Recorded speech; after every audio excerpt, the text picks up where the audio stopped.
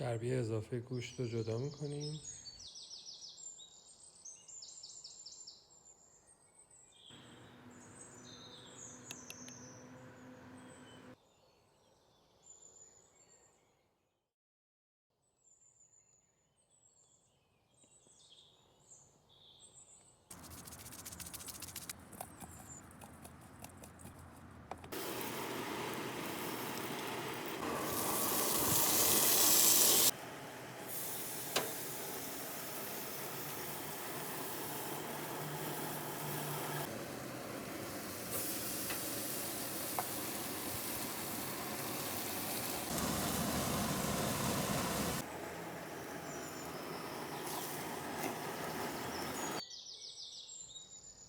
برای سس فلفل از آب گوشتی که قبلا تهیه کردیم به همراه خامه و فلفل سیاه خرد شده استفاده میکنیم.